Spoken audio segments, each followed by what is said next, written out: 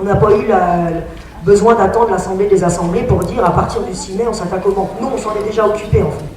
Mais c'était comment dire, pour l'instant, oui. Pour les vraies idées, enfin pour les vraies actions, on en parle après tout ce qu'on a dit là sur les questions libres et les choses comme ça, on mettra en place.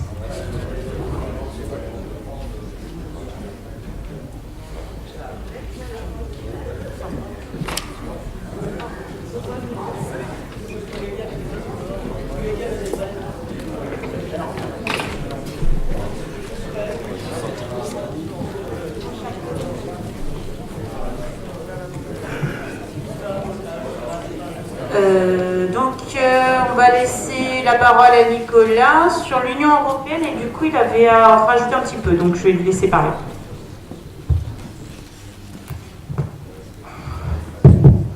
Bonjour à tous. Donc j'étais sur le groupe Europe et auparavant j'étais sur le groupe communication interne et externe.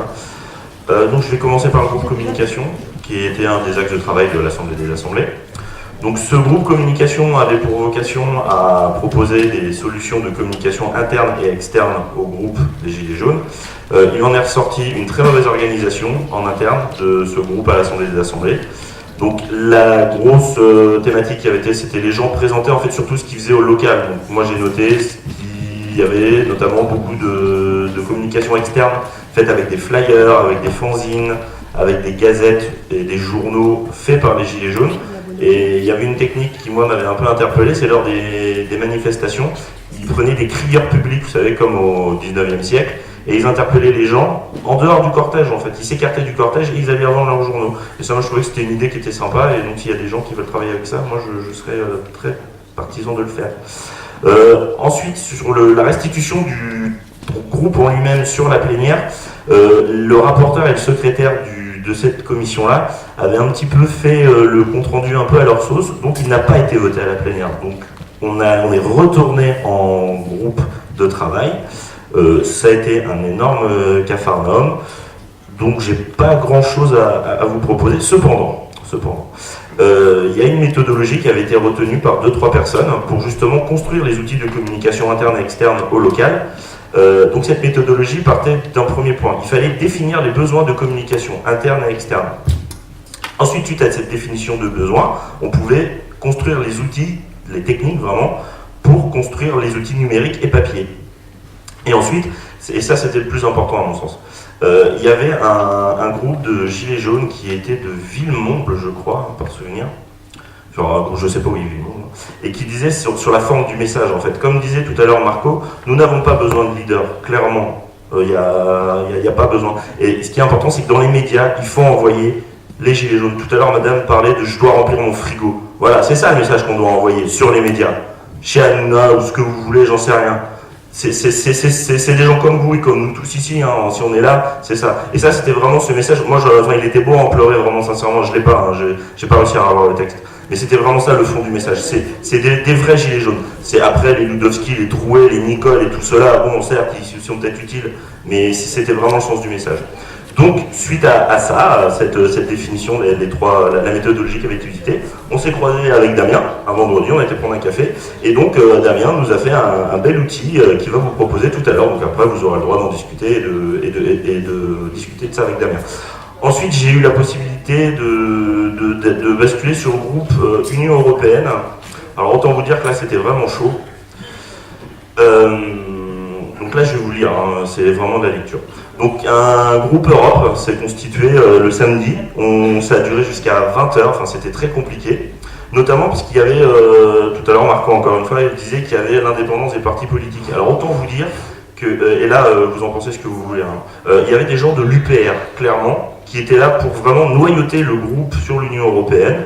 Je pense aussi, et là j'en ai pas la preuve, il y avait des gens de ce qu'on appelle des identitaires, donc des gens d'extrême droite, hein, clairement, qui voulaient vraiment noyauter le truc et qui ne voulaient pas. Suite à ça, il y a des gens comme moi qui ont été interpellés, qui ont été mis au courant, donc on s'est un peu mis dans le groupe pour continuer justement après les travaux de la plénière, parce qu'eux ils voulaient faire un communiqué et un texte, mais vraiment, enfin, qui ne défendait pas toutes les positions des Gilets jaunes, et qui en plus allait dire des contre-vérités et qui auraient été nuisibles au mouvement, clairement, où les médias auraient pu s'emparer de ça pour dire regardez, ils sont complètement allumés. Donc on a fait un texte, ça a été un compromis plus que bancal. Le texte, je ne vais pas vous le lire, il est disponible sur l'entrée. C'est celui sur l'action de la mobilisation pour la période des élections européennes. Et ensuite, il y avait par contre pareil sur la communication, il fallait avoir des argumentaires justement pour démonter les politiques européennes publiques qui sont clairement néfastes sur certains points.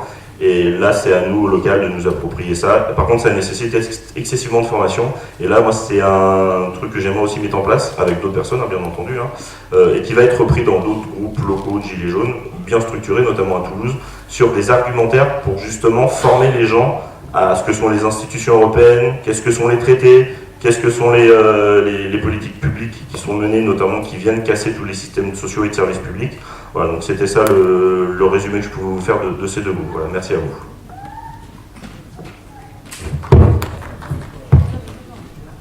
Est-ce qu'il y a des questions par rapport à ce que vient d'exposer Nicolas? Vincent, tu peux donner le... Tu t'inquiètes pas, Sandrine, c'est Sandrine, je me trompe pas. Je t'ai noté dans le tour pour les questions libres sur les groupes. Oui, c'est pas Sandrine. Pardon, Laetitia, excuse-moi. Donc, c'était noté, là. Oui. Oui, donc Vincent encore. Nicolas, juste pour essayer de récapituler, donc on a expliqué qu'il y avait eu des difficultés dans le groupe, des écarts avec certains qui avaient essayé de noyauter, a priori. Il y a un texte qui a été proposé, donc on va le voir quand même tout à l'heure. Non, je sais pas. Je suppose qu'on va le voir en je regarde. Il fait partie des groupes qu'on va voter ou pas? Parce qu'il y a le vote des textes. Pardon.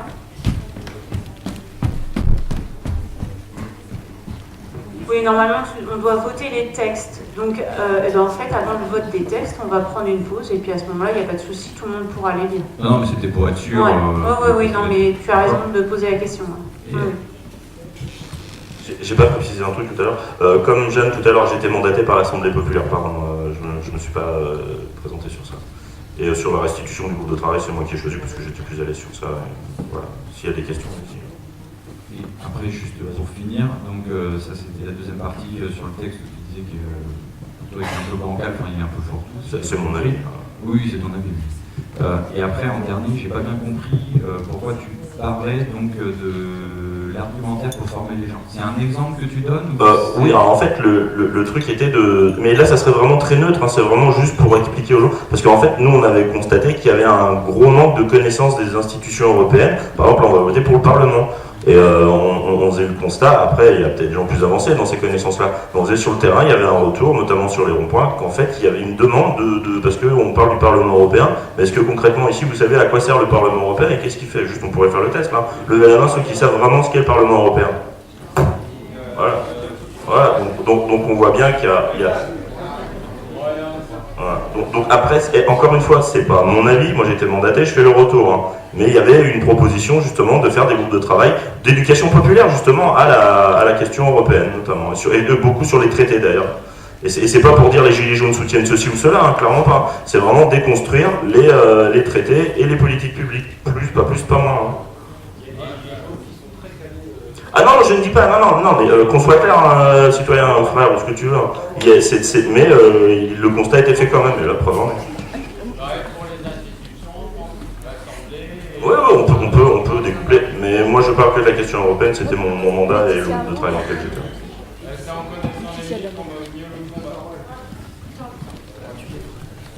S'il n'y a pas d'autres questions, je reviens. Pardon. Il y a une question là.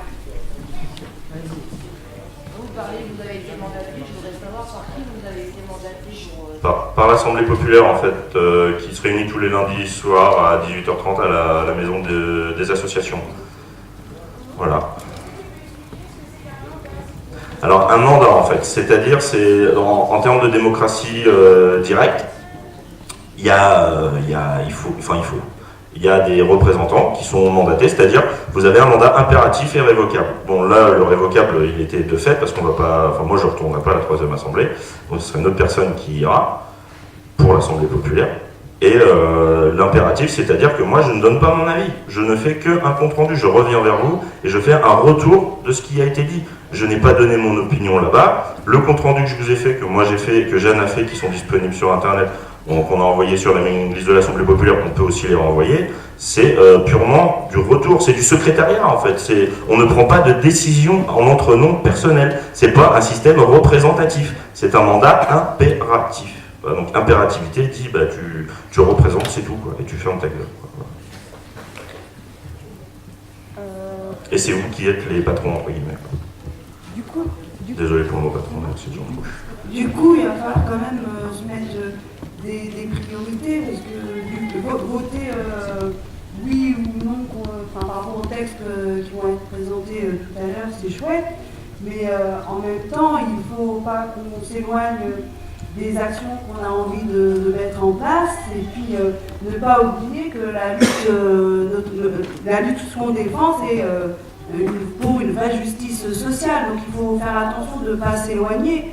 Formation, oui, mais est-ce qu'on est tous d'accord pour une formation sur les institutions européennes? Peut-être qu'on a d'autres envies en termes de formation. Donc je pense qu'avant de voter ces textes qui émanent des assemblées, ok, mais on peut être, nous, force de proposition par rapport à ce qu'on voudrait tout de suite, maintenant, et comment continuer à être présent, et comment continuer à lutter, et comment ne pas s'éloigner de nos propres revendications premières, qui est comment faire pour maintenir le frigo rempli, pour remplir le frigo.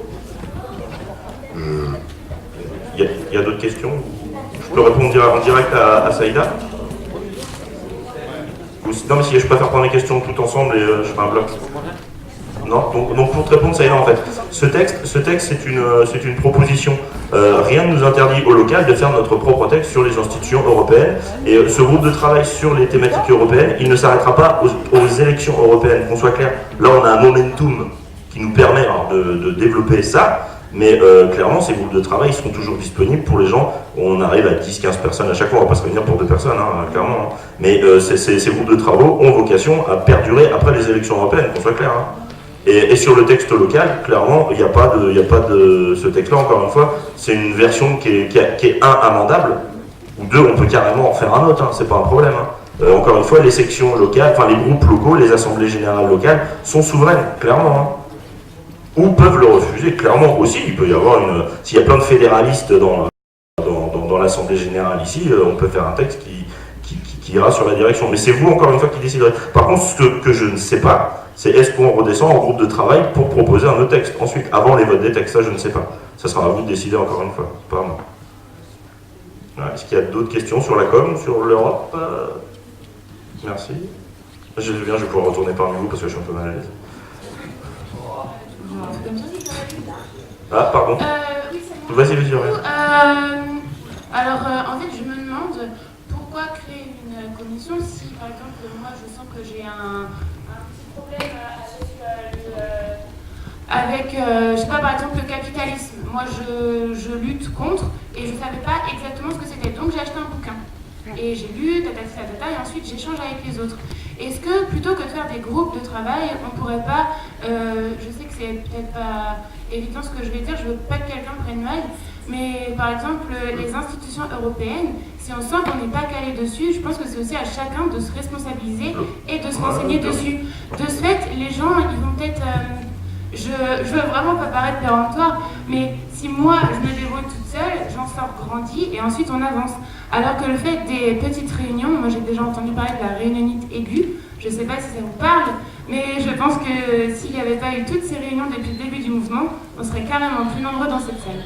Oui, alors pour te répondre, ce que tu prônes, c'est l'autodidaxie, c'est-à-dire être autodidacte. Moi je suis plutôt partisan de cette chose-là. Après, tu as des personnes on peut aussi faire un travail de sourcing, c'est-à-dire on donne juste des références et les gens se les approprient, très bien. Mais il y a aussi cette volonté peut-être aussi d'échanger en groupe, faire de la restitution d'échanges, et peut-être que toi tu n'aurais pas vu un truc, que tu n'aurais peut-être pas anticipé toute seule, tu n'aurais pas compris. Donc l'un n'empêche pas l'autre en fait, je pense qu'on peut être complémentaire sur ton approche. Voilà. Mais effectivement, apprendre tout seul, c'est la meilleure des formations. Mais pareil, des fois, c'est très technique hein, comme langage parfois, et ça, on peut s'y perdre. Tu disais, Julien? Jeanne, oui, pardon.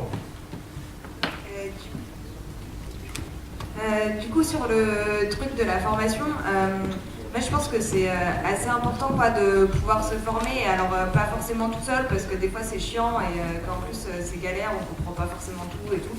Mais pouvoir le faire collectivement et en s'appuyant un peu sur les connaissances que chacun peut avoir et tout, je pense que c'est un peu la meilleure des choses à faire. Et pourquoi pas, en effet, ouais, développer des petits groupes comme ça, ceux qui le souhaitent. S'il y a un sujet qui t'intéresse plus qu'un autre, et ben, tu iras à cet atelier-là et puis pas forcément aux autres parce que les prises là-dessous, tu as autre chose à faire et que tu as raison. Et je pense que c'est important quand même de se donner des cadres pour se former un peu collectivement et pouvoir répondre aussi sur des théories un peu communes qu'on a pu se constituer un peu tous ensemble.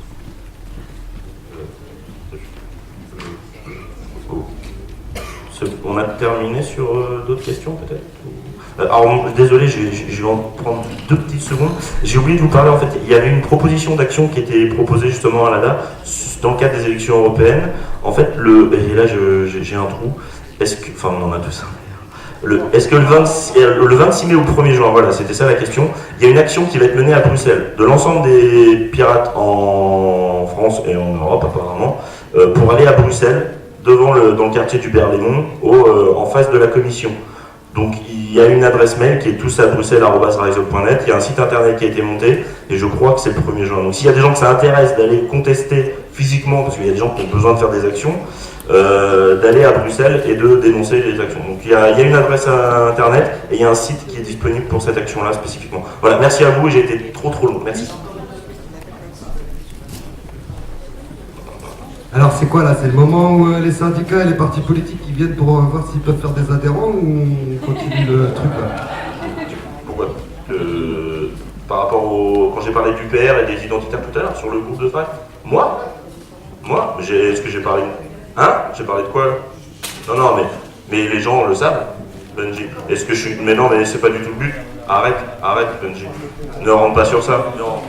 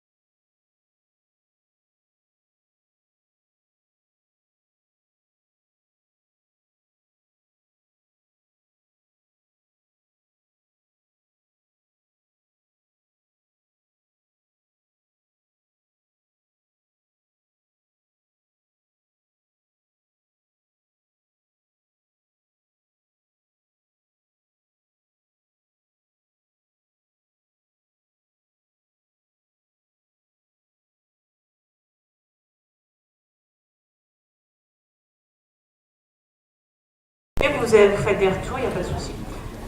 Merci Nicolas. Merci d'ailleurs à tous les autres intervenants depuis tout à l'heure. Et on va passer au thème des convergences des luttes et des organisations des groupes avec Valérie. Et je confirme, quand Nicolas dit qu'on n'est pas toujours très à l'aise derrière une table et un micro, c'est vrai.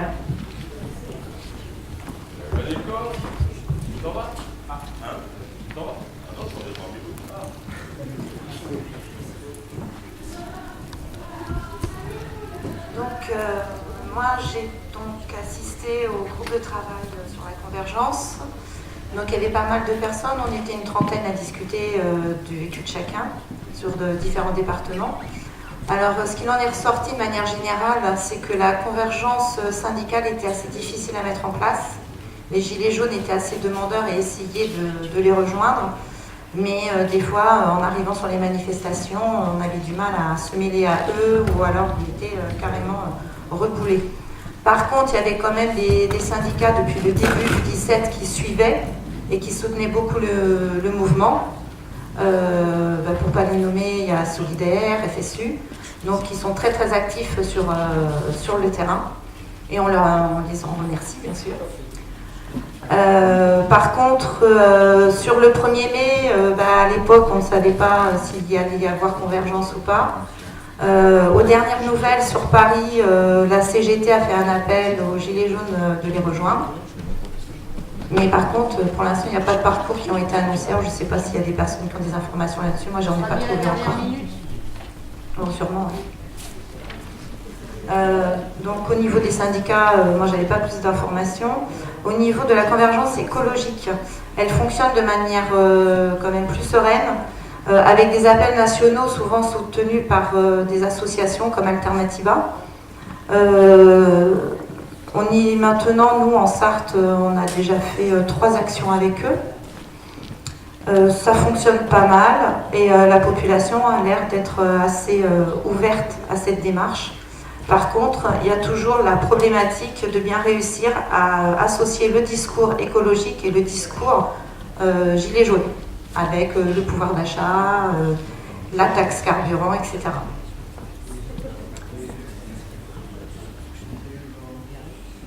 Les deux vont ensemble, tout à fait. Donc après, moi j'ai travaillé sur un autre groupe de travail où c'était plutôt de la présentation du vécu des Gilets jaunes sur leur département. Donc on a tous à peu près fait quand même les mêmes choses, hein, les ronds-points, les péages, des constructions de cabanes, des filtrages, des blocages au niveau des grandes entreprises, donc, comme par exemple Amazon dans un certain secteur, des tracts en usine pour des appels à la manifestation, venir en aide au soutien étudiant, des vrais débats à Bordeaux, ils ont eu 50 pages de rapport, des ronds-points le samedi en auberge espagnole, où la population donc, est invitée à rejoindre les Gilets jaunes sur un barbecue, des choses comme ça. Et il y a aussi des rencontres qui sont faites avec des maires pour obtenir des salles, pour se réunir, et avec des députés aussi. Au niveau, je dirais, plus fonctionnement, beaucoup de départements travaillent maintenant avec des assemblées générales. Donc, par exemple, aujourd'hui, il y en a une à Toulouse, ils en sont à leur 9e. Et pareil, souvent les salles sont prêtées donc, par des mairies avec des maires qui soutiennent le mouvement. Il y a aussi des comités d'initiative citoyenne qui ont vu le jour avec des statuts. Il y a des organisations au niveau des départements qui sont mis en place, par exemple sur Rennes, où en fin de compte le département est un petit peu découpé en secteurs et ils arrivent après à se fédérer, on va dire, ou à s'organiser pour monter des actions plus importantes. Vous avez des départements qui fonctionnent aussi en mise en place de groupes de travail sur la communication, les revendications, les actions, les protections juridiques qui se réunissent une fois par semaine pour monter des actions. Vous avez aussi, alors ça... Et quel homme politique? Parce qu'aujourd'hui, un homme politique qui va être réellement à l'écoute du gilet jaune et qui va reconnaître le gilet jaune, je doute. Moi, j'en doute. Donc, j'aimerais que vous me répondiez aujourd'hui à cette question. Que vous disent les maires quand vous les rencontrez et Où est l'intérêt de rencontrer des hommes politiques?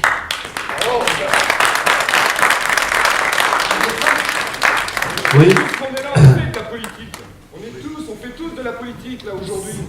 Alors, le gouvernement, c'est quoi être contre le gouvernement? Merci d'avoir commencé à répondre à ma place.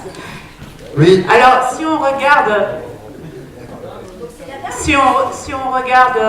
qui est-ce, il y avait autre chose, il y avait quelqu'un qui voulait répondre? C'est déjà la réponse. Non, c'est Balada. Voilà. Donc, pour répondre, Dominique, à ce que tu posais comme question, c'est bien Dominique, ton prénom, c'est bien ça. Oui, il y a eu un groupe qui est allé voir les politiciens. Oui, pourquoi? J'explique tout de suite. Pas du tout. Alors, Donovan, quand tu postes des choses sur Facebook, et quand tu prends contact avec des gens et que tu crées un groupe, systématiquement, en exprimant tes pensées, tu fais de la politique. Tout citoyen qui parle, qui prend la parole, qui s'exprime devant une autre personne et qui exprime ses façons de penser, de vivre, de choisir, est un politicien. Voilà. Ah ben si on prend la définition sur le dictionnaire, c'est ça, monsieur. Alors, après Donovan... Non, attendez. Voilà. Non, je suis pas là pour ça, Alors, Dominique, pour répondre à ta question, qui est très pertinente et qui est importante de se répondre. Il y a une différence entre apolitique et apolitisant. Oui, il y a des personnes qui sont allées voir des politiciens. Pourquoi? Des hommes politiques. Pourquoi? Alors déjà, il a été voir des personnes de différents partis. Pourquoi? Parce qu'on se doit, en tant que citoyen, si on veut être crédible, dans la vie de tous les jours, je ne veux pas savoir qui vote quoi, mais il y a différentes étiquettes politiques. On est d'accord? Donc, ici, dans l'Assemblée, chacun vote une étiquette politique différente. Donc, le mouvement était quoi depuis 17 donc il a été voir différents politiciens. Je dis bien avec différentes étiquettes. D'accord? Ça, c'est un fait. Les gens, ils vont les perdre à dire qu'on est des politiciens. Ça, c'est un fait. Il a été voir différents politiciens. Pourquoi on a été les voir? Parce que malheureusement, c'est eux qui font les lois. Et que donc, si on veut faire passer un message, une parole, on n'a pas le choix. Alors,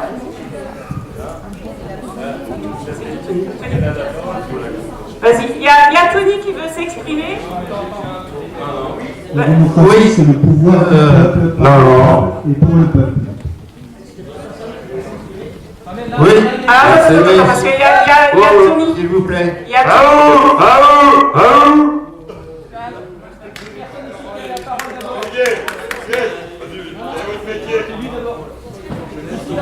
Oui, je ne veux pas être long. C'est justement, le but, c'est quand même d'élargir le mouvement des Gilets jaunes. Et pour cela, je pense qu'il y a un film qui passe actuellement, c'est Jeux du Soleil. Et je vous conseille vivement d'aller le voir. Quelle que soit l'idée qu'ils ont sur les Gilets jaunes, je pense que quand ils ressortent d'avoir vu ces films de François Ruffin, quand ils ressortent de cinéma, dans ce film-là, ils auront une opinion différente de ce qu'ils pensent sur les Gilets jaunes. Moi, je l'ai vu, ils passent cette semaine, la semaine prochaine à Alonne, sur Alonne, à l'espace l'éditorial Paul Fort. Et c'est un homme politicien qui l'a fait, excusez-moi. Et il y a une chose qui serait bien, je tiens à prendre la parole là-dessus avant qu'il y ait encore du monde qui parte. Je pense qu'il y en a beaucoup qui comprendraient que, en fait, si on veut rester nombreux dans les salles, c'est de rester apartisans. Complètement. Oui. Que le mouvement des Gilets jaunes au départ, c'est sans les politiques. Voilà. Alors, on a un ordre de prise de parole, s'il vous plaît. Il y a Tony qui voulait parler. Après, on va laisser Jean-Jacques et il y a la dame aussi là. Bonjour.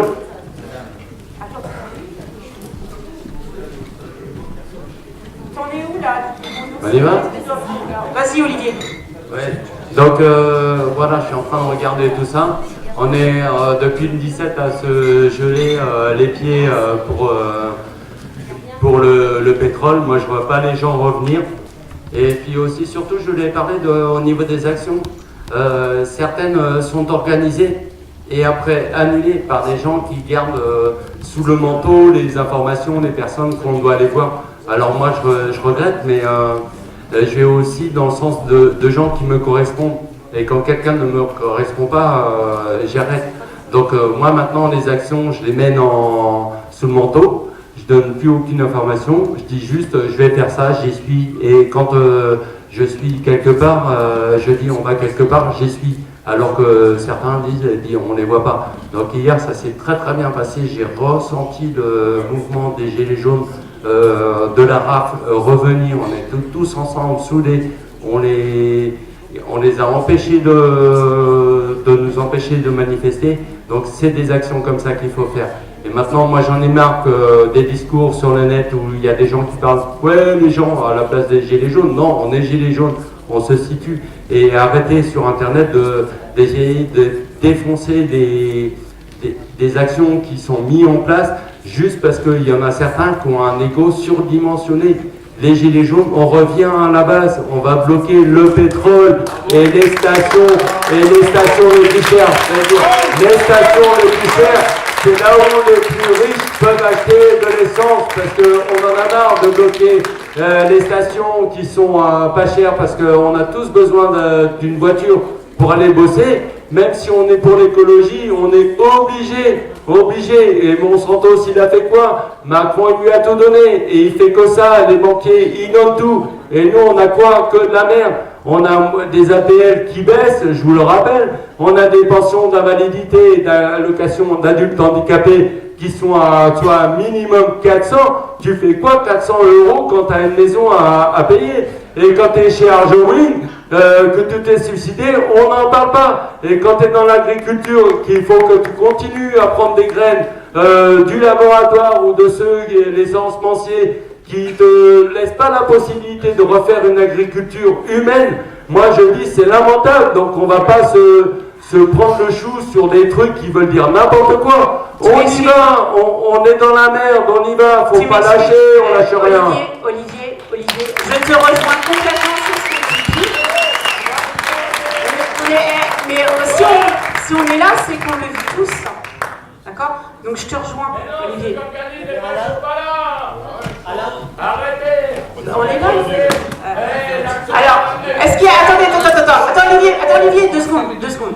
Je t'arrête. Je voulais juste savoir, est-ce qu'il y a encore des questions sur le sujet qu'a amené Valérie au niveau de la table? Il y a Alain, monsieur. C'était sur les questions par rapport à Valérie ou pas? Donne-le-nous. Alain, c'est qui? Après, c'était Dominique. Non, Dominique. Alors, Jean-Jacques, il avait tout à l'heure une question pour Valérie, il me semble, et Sylvain, est-ce que c'est sur ce que parlait Valérie aussi? Bon, alors, attends, on va parler déjà Jean-Jacques, et puis à ce moment-là, on va passer à Sylvain. C'était largement après. La dame, oui, elle était après Jean-Jacques. Donc après Jean-Jacques, à ce moment-là, la dame. Et Sylvain après. Qui donne le tour de parole et pas Sylvain après? Moi, et puis Bruno. Non, attends, il a une... Ah ben, faut que tu me le dises, parce que moi, je vois pas tout, donc... Ouais. Bon, bah à ce moment-là, va voir.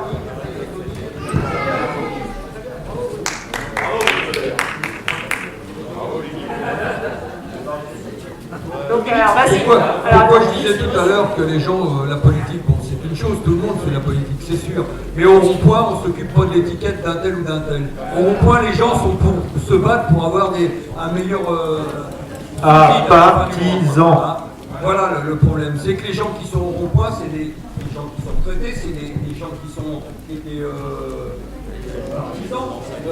Il y a des jeunes travailleurs, et on est là pour revendiquer notre système à la fin du mois, et avoir des retraites décentes, et les retraites pour les handicapés aussi, les pensions d'handicapés, parce que c'est pas une retraite. Parce qu'à un moment donné, bon, bah, on sait, chacun son parti, il y en a un qui va être LFI, l'autre qui va être autre chose, on s'en fout de ça, à l'heure actuelle. Ce qu'on veut, c'est se battre pour avoir faire bouger nos cons qu'on a à la tête au pays. Parce qu'à un moment donné, il faut arrêter. Et puis il faut aussi que les gens aillent voter. C'est un droit qu'on a en France. Mais je crois que Jean-Jacques, tu me connais, je crois que tu prêches une convertie là-dessus, tu sais comment je suis moi. Tu sais très bien que l'histoire d'étiquette politique, on a été 5 mois ensemble, tu sais très bien que j'ai jamais parlé de politique avec vous, donc oui, voilà. Donc je suis d'accord avec toi là-dessus, mais après... Oui, merci. Moi je reviens sur le lien avec les syndicats. Juste un petit truc, je pense qu'il y a une étape importante qui est en train de se passer, c'est l'appel du 1er mai à Paris où la CGT invite les Gilets jaunes. Je pense que ça c'est un point très important. Dans la Sarthe, j'espère qu'on va arriver à ça aussi, bientôt. C'est pas encore fait, mais ça, on y travaille. Je dis on parce que je suis moi-même représentant syndical. Sur le 1er mai, dans la Sarthe, on est convoqué demain soir par la préfecture qui veut nous obliger à déclarer le parcours. On y va tous, toutes les organisations qui appellent, on y va avec le mandat, on refusera de le déclarer, on ne l'a jamais fait. On voit bien que la pression s'accentue, mais on ne bougera pas là-dessus. Pour autant, je peux déjà vous annoncer que, bien évidemment, tout est prévu, enfin en tout cas le lieu de rendez-vous. Donc je vous invite à être tous là à 10h30 mercredi matin devant la préfecture. Et puis si on est nombreux, on partira en cortège. Et là, on ne le déclare pas, on fait ce qu'on a envie de faire. Alors, évidemment, pour ça, il faut qu'on soit nombreux. Voilà, donc je vous invite, je pense que c'est important, et c'est aussi la convergence, elle se fera aussi, elle se fait d'ailleurs, dans la réalité, dans les actes. Voilà.